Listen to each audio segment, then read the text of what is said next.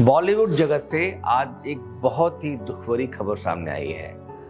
मशहूर एक्टर सैफ अली जरीवाला की मौत से पूरा बॉलीवुड समाज गमगीन है।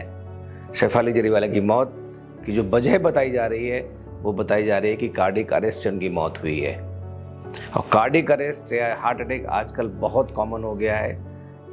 इसी के लिए हम सबको बहुत जानना जरूरी है कि हमारे शरीर का जो सिस्टम है, हार्ट सिस्टम है या जो कार्डियोलॉजी सिस्टम है या कार्डियोवैस्कुलर सिस्टम है, वो कैसे काम करता है उसके बारे में बात करेंगे।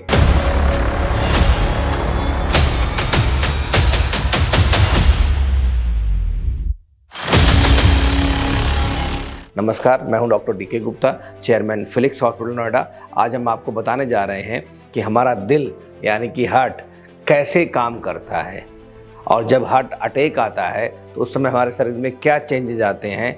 और ये जानकारी हर व्यक्ति को इसलिए होनी चाहिए क्योंकि अगर समय पर पहचान कर सकें तो हम किसी भी व्यक्ति की, स्वयं की या दूसरे व्यक्ति की जान बचा सकते हैं। अन्यथा समय पे अगर हमने कोई इंटरवेंशंस नहीं करे तो जान भी जा सकती है, जैसा बहुत सारे केसेस में हो रहा है। हमारा जो हार्ट है उसमें 4 चैम्बर्स होते हैं और जो राइट साइड और लेफ्ट साइड में 2-2 चैम्बर्स होते हैं। राइट साइड में पूरी बॉडी से जो डीऑक्सीजनेटेड ब्लड होता है, मतलब जिसमें ऑक्सीजन निकल चुकी है, वो ब्लड आता है, सप्लाई होती है, वो राइट साइड से जाता है हमारे लंग्स के बीच में और लंग्स से ऑक्सीजन लेके फिर वापस लेफ्ट साइड के चैम्बर्स में आ जाता है। उसके बाद जो ऑक्सीजनेटेड ब्लड है वो लेफ्ट साइड की वेंट्रिकल से पंप होकर पूरी बॉडी में पहुंचता है। और जब पूरी बॉडी में ब्लड पहुंचता है तो हर बॉडी की जो टिश्यूज हैं, जो कोशिकाएं हैं, उनको जो ऑक्सीजन है, ग्लूकोज है, जो दूसरे न्यूट्रिएंट्स की जो डिमांड है वो इसी ब्लड से पूरी होती है। किसी कारणवश अगर ये ब्लड सप्लाई किसी भी ऑर्गन की रुक जाती है तो उसमें स्ट्रोक या ब्लड सप्लाई की वजह से वहाँ पे इस्कीमिया हो सकता है। अब बात करते हैं हार्ट की। जब हार्ट पंप करता है तो इसको अपनी पंपिंग के लिए भी कुछ एनर्जी चाहिए, कुछ न्यूट्रिएंट्स चाहिए, ऑक्सीजन चाहिए। उसकी सप्लाई भी कुछ कॉर्नरी आर्टरीज से होती है, जो धमनियां हैं जिनमें ब्लड कॉर्नरी आर्टरीज में जाता है, जो हार्ट की मसल्स हैं उनको सप्लाई करता है। कई केसेस ऐसे होते हैं जहाँ पे एज के साथ है या किसी का कोलेस्ट्रॉल बढ़ा हुआ है, किसी का ट्राइग्लिसराइड्स बढ़ा हुए हैं, या कभी कभी ऐसा होता है कि डायबिटीज़ में, हाइपरटेंशन में या कुछ अन्य बीमारियां हैं, कुछ अन्य कोमॉर्बिडिटीज़ हैं जिसकी वजह से जो आर्टरीज हैं वो पतली होने लगती हैं, जिनको बोलते हैं एथेरोस्क्लेरोसिस। मतलब जो हार्ट की आर्टरी है वो नैरो हो गई, सक्रिय हो गई है, उसमें एथेरोस्क्लेरोसिस बोलते हैं। कभी कभी वहाँ पर प्लेग बन जाता है या थक्का भी जम जाता है, जिसकी वजह से अगर ब्लड की सप्लाई हो सकता है उस एरिया में कम हो जाए या कभी कभी बंद भी हो जाती है। तो इस प्रक्रिया को, जिसमें हार्ट की स्वयं की, मतलब हार्ट जो पंप कर रहा है उसकी अगर मसल्स की जो सप्लाई है वही ब्लॉक हो जाए तो इस्कीमिया होने लगता है उस एरिया में। मतलब उस टिश्यू को ब्लड सप्लाई नहीं मिलती है, ऑक्सीजन नहीं मिलती है, ग्लूकोज नहीं मिलता है, उसकी वजह से मायोकार्डियल इन्फार्क्शन बोलते हैं इसको। इसी को हिंदी में या देसी भाषा में या सिविलियन लैंग्वेज में हम लोग हार्ट अटैक बोलते हैं। ये एक सीरियस प्रॉब्लम है। समय रहते, इसमें अच्छी बात है कि अगर समय रहते, गोल्डन टाइम में हमने उस समय कोई इंटरवेंशंस कर लिए, उस मरीज को हम तुरंत अस्पताल में ले गए तो चीज़ें सॉल्व हो सकती हैं, मरीज़ की जान बचाई जा सकती है। तो मैंने फिर बताया कि हार्ट अटैक क्या होता है। हार्ट अटैक होता है कि अगर हार्ट की अपनी मसल्स की ब्लड सप्लाई कम हो जाए। वो जब होता है जब उसकी जो आर्टरीज हैं उनमें सप्लाई किसी ब्लॉकेज की वजह से, किसी क्लॉट की वजह से, किसी प्लेग की वजह से, किसी एथेरोस्क्लेरोसिस की वजह से अगर सप्लाई कम हो जाती है तो उसको बोलते हैं हार्ट अटैक। अब बात करेंगे हार्ट अटैक, ये तो हो गई पैथोफिजियोलॉजी। अब बात करते हैं किसी आम व्यक्ति के बारे में कि अगर किसी आम व्यक्ति को हार्ट अटैक हो रहा है, हार्ट में मायोकार्डियल इन्फार्क्शन हो रहा है, इस्कीमिया हो रहा है, ब्लड सप्लाई कमज़ोर हो रही है, तो वो कैसे पहचानेगा कि ये क्रिटिकल कंडीशन है या उसके क्या लक्षण हैं जो उसको बता दें कि भैया आपका हार्ट है वो कमज़ोर हो रहा है, वो उसकी जो ब्लड सप्लाई है वो कम हो रही है, पंपिंग कैपेसिटी कम हो सकती है, हार्ट अटैक हो सकता है और बाद में हार्ट का अरेस्ट भी हो सकता है, जिसको हम कार्डियक अरेस्ट बोलते हैं। तो उससे बचने के लिए ऐसे कौन से लक्षण हैं जो हमें पता होने चाहिए।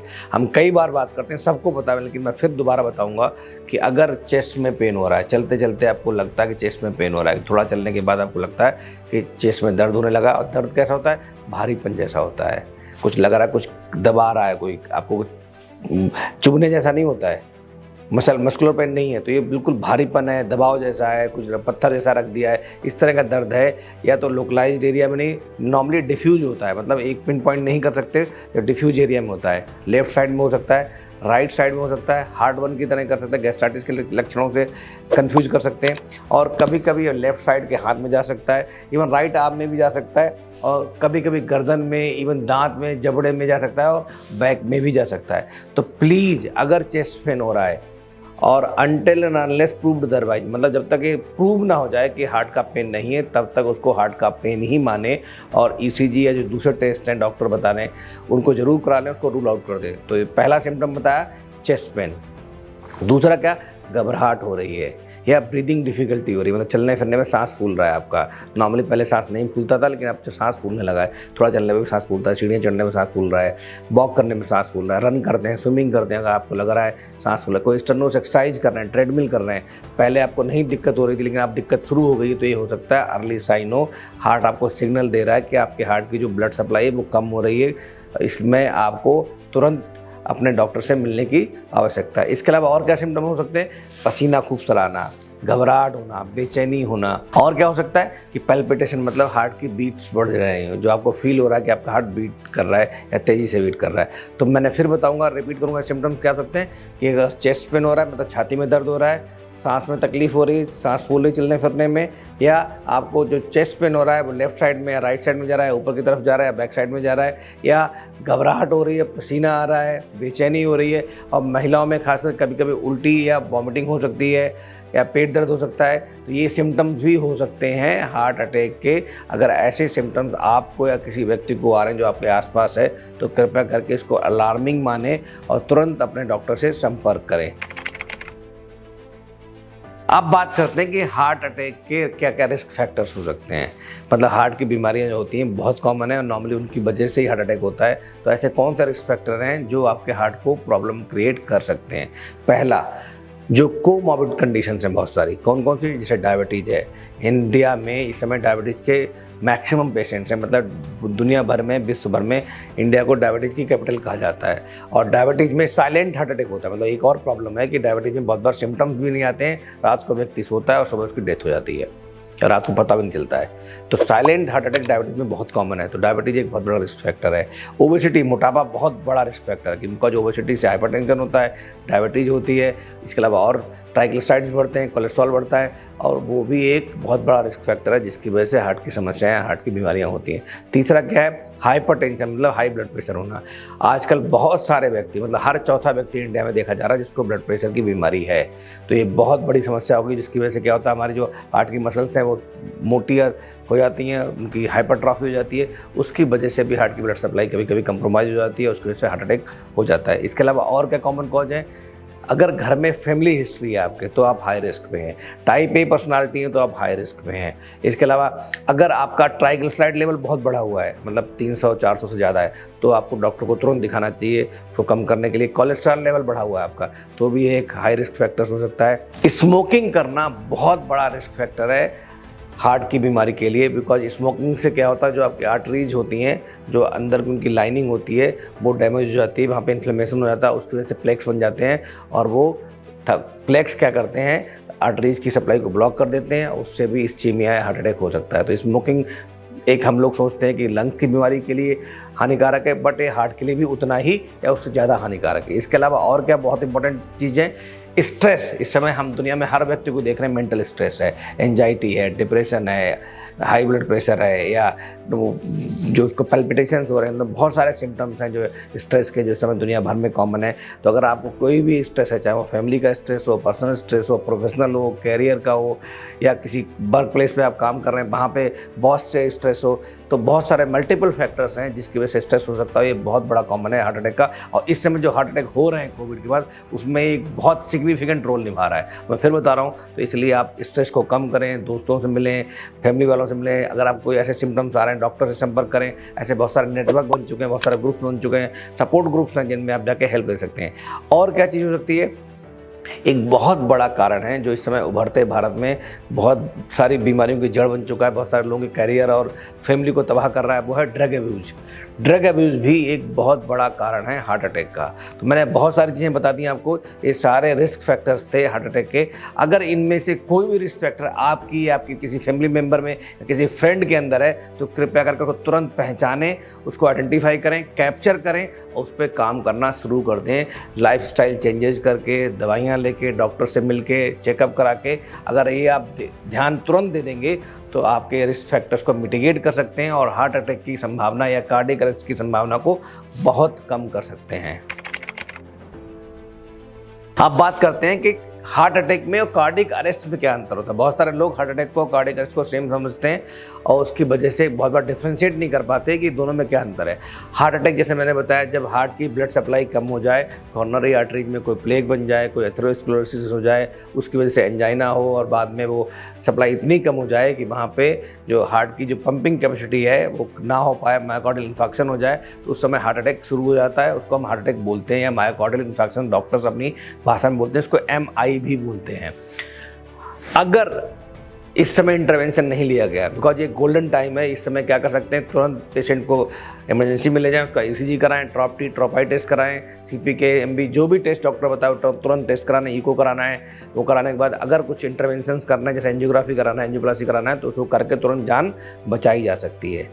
दूसरा केस क्या है कि सडनली कार्डियक अरेस्ट हो जाना, मतलब पता भी नहीं चलता है कि बहुत सारे ऐसे कॉजेज होते हैं जिसकी वजह से क्रिटिकल ब्लॉकेज हो चुका है या मायोकार्डियल इन्फेक्शन था, किसी मरीज को हार्ट अटैक हो रहा था बस उसने इग्नोर कर दिया, एंजाइना को उसने इग्नोर कर दिया। या कभी कभी सडन कार्डियक अरेस्ट बहुत कॉमन है। वो कब होते हैं कि अब कोई आपके एबनॉर्मल कॉर्नरी आर्टरी है, कोई ऐसी बीमारी है जिसमें हाइपरट्रॉफी है हार्ट की, या कोई मायोकार्डियल इन्फेक्शन हो गया था बट किसी ने इंटरवेंशन नहीं किया उस समय इमीडिएट, उसकी वजह से, या किसी का हार्ट फेलियर था, ऑलरेडी प्रीवियस बीमारियां बहुत सारी थी और सडनली क्रिटिकल ब्लॉकेज हुआ और उसको कार्डियक अरेस्ट हुआ। तो कार्डियक अरेस्ट क्या है कि सडनली जो हार्ट है वो एसिस्टली में चला जाता है, मतलब वो पंपिंग करना ही बंद कर देता है और सडनली जब बंद कर देता है पंपिंग तो उस समय रिवाइव करना थोड़ा डिफिकल्ट होता है। तो जब हार्ट अटैक हो रहा होता है तो उसमें पेशेंट को में CPR की ज़रूरत नहीं पड़ती, उसमें पेशेंट को हमें ले जाना पड़ता है कहाँ पे, अस्पताल में, और वहाँ पे जांच करा के एंजियोग्राफी और एंजियोप्लास्टी करानी पड़ती है और मरीज़ की जो सप्लाई है वो नॉर्मल हो जाती है और ठीक हो जाता है। कार्डियक अरेस्ट में क्या करना पड़ता है कि बिकॉज उसका हार्ट पंप करना बंद कर चुका तो पेशेंट क्या करेगा, गिर जाएगा, बेहोश हो जाएगा। उस समय उसको इमीडिएट इंटरवेंशन की ज़रूरत है फॉर्म ऑफ CPR या शॉक के फॉर्म में। तो वो हम सब सिखाते हैं, आप सबको भी बताया जाता है आजकल CPR क्या होता है। हम सबको CPR को सीखना भी चाहिए, उसके स्टेप्स भी पता होने चाहिए। तो CPR एक लाइफ सेविंग मैनुअल प्रोसीजर हो सकता है अगर किसी को कार्डियक अरेस्ट हुआ है। तो ये मैंने बात करी हार्ट अटैक की और कार्डियक अरेस्ट की बातें में। अब एक टर्मिनोलॉजी और नहीं आती है, हार्ट फेलियर क्या होता है। हार्ट फेलियर वो कंडीशन है जब हार्ट जो है पहले से रोग से ग्रसित है, पहले से बीमार हार्ट है, पहले से उसको मायोकार्डियल इन्फेक्शन हो चुका है, एंजाइना हो चुका है या कोई स्टंटिंग हो चुकी है, एज के साथ उसकी पंपिंग कैपेसिटी कम हो चुकी है, हार्ट पूरा पंप नहीं कर पा रहा है, इजेक्शन फ्रैक्शन कम हो गया उसका, कार्डियोमायोपैथीज हैं, बहुत सारे दूसरी बीमारियों की वजह से भी हार्ट की जो पंपिंग कैपेसिटी कम हो जाती है। तो इस जो बीमारी को हम हार्ट फेलियर बोलते हैं, इस कंडीशन को हार्ट फेलियर बोलते हैं। तो तीनों में इंटरवेंशन अलग अलग हैं। हार्ट अटैक एक एक्यूट प्रॉब्लम है और उसका इलाज इमीडिएट अर्जेंट गोल्डन आवर में किया जा सकता है। Cardiac arrest severe highly urgent condition है जिसमें CPR देके या शॉक देके ही बचाया जा सकता है। हार्ट फेलियर एक क्रॉनिक कंडीशन है जिसमें डॉक्टर से मिलकर, कार्डियोलॉजिस्ट से मिलकर दवाइयाँ देके, इवन आजकल हार्ट ट्रांसप्लांट भी हो जाते हैं, उनके बाद उसका इलाज होके मरीज को ठीक किया जा सकता है। मतलब तीनों चीज़ों में अभी भी इंटरवेंशंस करके हम जान बचा सकते हैं। तो ये बात की मैंने कार्डियक अरेस्ट के बारे में, हार्ट फेलियर के बारे में और हार्ट अटैक के बारे में। अब बात करते हैं कि किसी व्यक्ति को डॉक्टर के पास कब जाना चाहिए। अगर कोई व्यक्ति बिल्कुल नॉर्मल है, बिल्कुल हेल्दी है, तो भी आपको बेसिक ब्लड टेस्ट और बेसिक कार्डियक टेस्ट कराने चाहिए, बिकॉज आपको देखना है कि आपकी कार्डियक हेल्थ कैसी है, हार्ट की हेल्थ कैसी है।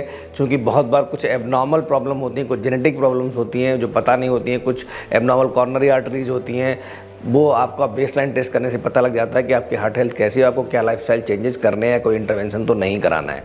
दूसरा क्या है, आपको अगर 25 साल की उम्र है, 30 साल की उम्र से ज़्यादा है, तो इस समय आपको हर साल अपना हेल्थ चेकअप कराते रहना चाहिए। अगर आपको कोई कोमॉर्बिड कंडीशन है, डायबिटीज़ है, हाइपरटेंशन है या कोई और बीमारी है, तो आपको हो सकता है 6 महीने में अपने हार्ट के सारे टेस्ट कराने पड़े। ये बहुत इंपॉर्टेंट है। और तीसरा कि ऐसे कौन से साइन एंड सिम्टम्स हैं जब तुरंत आपको डॉक्टर के पास जाना है, कि अगर आप वॉक कर रहे हैं, रन कर रहे हैं, योगा कर रहे हैं, एक्सरसाइज कर रहे हैं, स्विमिंग कर रहे हैं और आपको चेस्ट पेन हो रहा है, भारीपन हो रहा है, पैल्पिटेशन हो रहा है, घबराहट हो रही है, बेचैनी हो रही है, तो ये अलार्मिंग सिम्टम्स हैं कि आपको हार्ट अटैक हो रहा है। आपको तुरंत डॉक्टर के पास जाना चाहिए। अगर आप हार्ट फेलियर के पेशेंट हैं और आपको इस तरह के सिम्टम्स आ रहे हैं, तो भी आपको डॉक्टर के पास तुरंत जाना चाहिए। हार्ट फेलियर के पेशेंट के लिए कैसे पता लगता है कि आप नॉर्मली काम कर रहे थे लेकिन आपको लेटे लेटे सांस फूलने लग गया, आपको थोड़ा चलने फिरने में सांस फूल रहा है, ईको कराया तो उसमें इजेक्शन फ्रैक्शन बहुत कम आया, तो इस केसेस में भी आपको डॉक्टर को तुरंत दिखाना चाहिए और तुरंत इंटरवेंशंस करके अपने हार्ट की पंपिंग को इम्प्रूव करना चाहिए।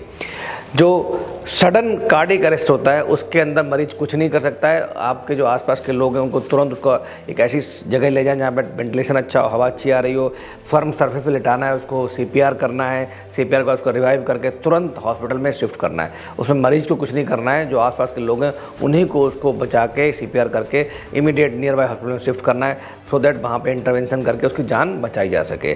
तो आज मैंने इसके बारे में बात करी। हम सबको अगर हार्ट अटैक के बारे में पता हो, कार्डियक अरेस्ट के बारे में बताओ, हार्ट फेलियर के बारे में बताओ, इसके रिस्क फैक्टर्स क्या हैं मैं बताऊँ, कैसे हम इसको प्रिवेंशन कर सकते हैं बताऊँ, उसका ट्रीटमेंट क्या है अगर सबको पता लग जाए, और सीपीआर जैसी जो प्रोसीजर्स हैं वो सबको पता लग जाएं, तो हम बहुत सारे लोगों की जिनकी मौत हो रही है उनकी मौत को बचा सकते हैं। और प्लस मैं आप सबसे ये निवेदन करूँगा कि दिल आपका है, सुननी आपको है, पड़ोसी है, दोस्त हैं जो वो बाद में पता लगेगा उनको जब आपको कार्डियक अरेस्ट हो चुका होगा।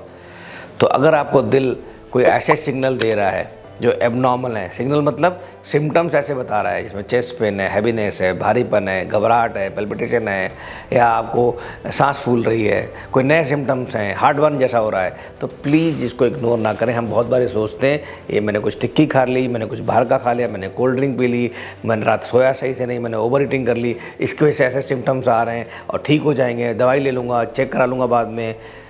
प्लीज़ इसको इग्नोर ना करें। ये एक अर्जेंट मेडिकल इमरजेंसी है। अगर आपने समय रहते स्टेप्स ले लिए, इंटरवेंशन कर लिया, डॉक्टर्स को दिखा लिया, टेस्ट करा लिए और इंटरवेंशन के बाद अगर कोई इलाज था वो करवा लिया, तो आपकी जान तुरंत बच सकती है। मतलब पहला स्टेप खुद आपको लेना है। फिर भी अगर आपको ऐसा इमरजेंसी लग रही है, कार्डियक अरेस्ट के सिम्टम्स लग रहे हैं, उससे पहले भी सिम्टम्स होते हैं कि आपको लग रहा है चेस्ट पेन बहुत तेज़ हो रहा है, ब्रीदिंग डिफिकल्टी बहुत ज़्यादा हो रही है और आसपास कोई आपको घबराहट हो रही है, चक्कर आ रहे हैं, बेहोशी जैसा लग रहा है, तुरंत ज़ोर से हेल्प मांगनी है। Please help me, please help me, मुझे कोई दिक्कत। तो आसपास के लोग आएंगे, आपको सीपीआर की ज़रूरत होगी तो सीपीआर करेंगे, नहीं ज़रूरत होगी तो आपको लेके अस्पताल में जाके आपका इलाज कराएंगे। अगर हम इन सब बातों का ध्यान रखेंगे तो मैं अपने हेल्थ की भी और दूसरों के हेल्थ की भी केयर है वो कर सकते हैं और हार्ट हेल्थ को इम्प्रूव कर सकते हैं और हार्ट अटैक और कार्डियक अरेस्ट से बच सकते हैं। Thank you so much. ऐसी और जानकारी के लिए फेलिक्स हॉस्पिटल के YouTube चैनल को अभी सब्सक्राइब करें। डॉक्टर की अपॉइंटमेंट के लिए दिए गए नंबर 9810455953 पर आज ही संपर्क करें।